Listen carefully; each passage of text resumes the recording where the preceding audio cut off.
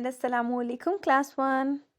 How are you, my dear students? I hope you all are good at your homes and doing studies also. It's me, your science teacher, Sana Muqaddas. Lecture start करते हैं. Unit number 5 है और हमारा जो topic है आज का वो है effects of heat and particles. What is the effect of heat on the particles? Students, आज हम देखेंगे कि हीट का क्या इफेक्ट होता है पार्टिकल्स पे.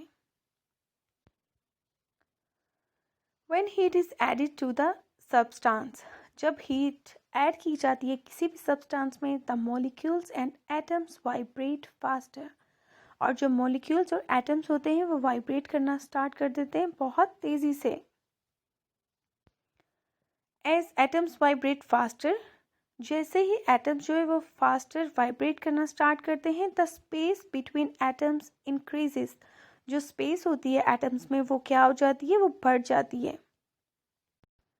लाइक स्टूडेंट, जब भी किसी सब्सटेंस को हीट दी जाती है उनके मॉलिक्यूल्स जो होते हैं वो तेज़ी से वाइब्रेट करना स्टार्ट कर देते हैं.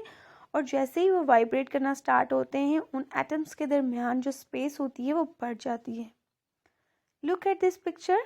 Hot and cold molecules. यहाँ पे हमारे पास मॉलिक्यूल्स है, एक सब्सटेंस है, उसमें जो है मॉलिक्यूल्स है. जब वो ठंडा था तो उसके जो एटम्स थे वो क्या थे, एक दूसरे के बिल्कुल पास थे. ठीक है.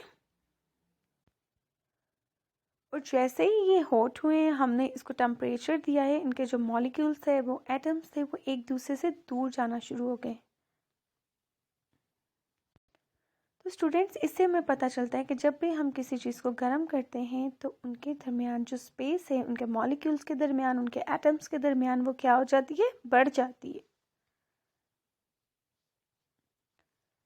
Dimension and spacing of the particles determines the state of matter of the substance. उसने कहा है जो मोशन होती है and spacing of the particle, जो स्पेस होती है उनके दरमियान वो डिटरमाइंस करती है the state of matter of the substance.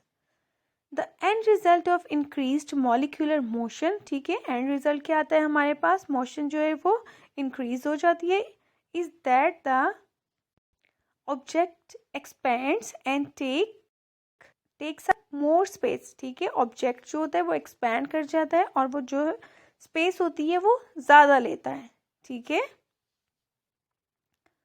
यहाँ पे हम देखेंगे सॉलिड्स जब हमारे पास कोल्ड था तो क्या था, उनके जो मॉलिक्यूल्स थे वो एक दूसरे से क्या थे, दूर दूर थे. फिर हमने जब उनको गर्म किया तो उनके मॉलिक्यूल्स जो थे वो और ज़्यादा दूर हो गए एक दूसरे से. Can you see in this picture students? ठंडे होने पे चीज़ के जो मॉलिक्यूल्स होते हैं वो एक दूसरे के पास होते हैं. जैसे ही हम उन्हें गर्म करते हैं मॉलिक्यूल्स जो होते हैं वो एक दूसरे से दूर जाना शुरू कर देते हैं और ऑब्जेक्ट का साइज जो है वो बढ़ जाता है और वो जगह ज़्यादा घेरते हैं. Okay students, let's start reading. So open page number 52 of your book. Have you open page number 52 of your book? Okay. First of all, put date and day. Today is 1st Jan 2021. Homework and day Tuesday.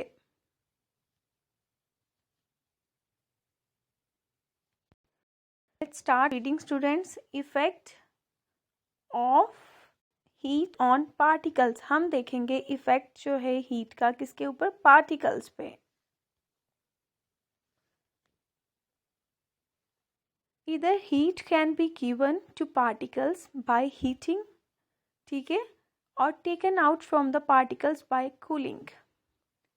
Heat जो है जब दी जाती है particles को heating से या फिर taken out from particles by cooling. ठीक है, या उन्हें ठंडा करने से हीट जो है वो वहाँ से एलिमिनेट कर दी जाती है. Heating increases the energy of particles. Students, अभी हमने पढ़ा था हीटिंग से क्या होती है, एनर्जी जो है वो पार्टिकल्स में इंक्रीज हो जाती है. दे मूव फास्टर, और वो क्या करते हैं, मूव करना स्टार्ट कर देते हैं faster and move away from each other, और एक दूसरे से दूर जाना स्टार्ट कर देते हैं.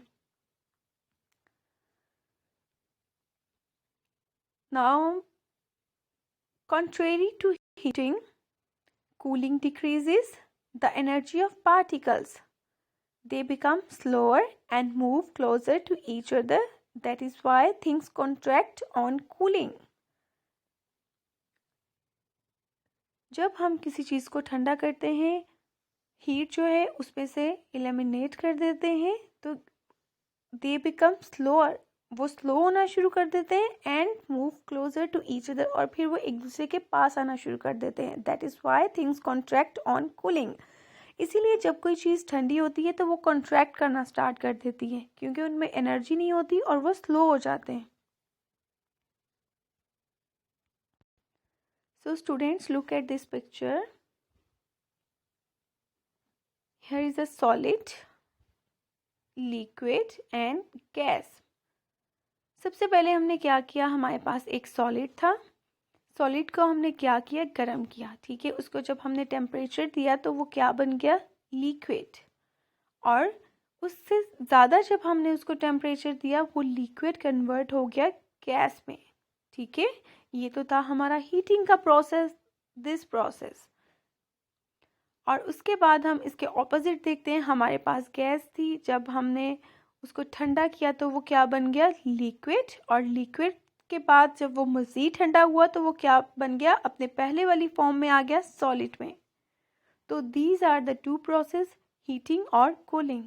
हीटिंग से क्या होता है, हमारे पास जो गैस और लिक्विड होता है वो सॉलिड में कन्वर्ट हो जाता है.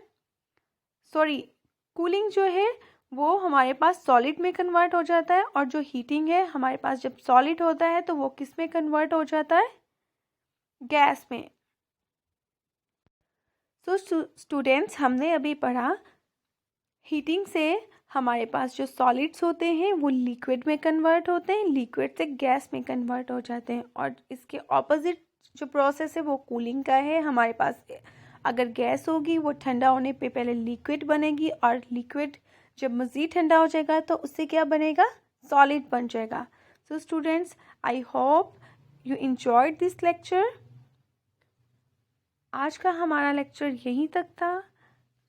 अब आप इसे दोबारा से रीड करिएगा. आपसे मुलाकात होगी नेक्स्ट लेक्चर में. Till then take care and अल्लाह हाफिज़.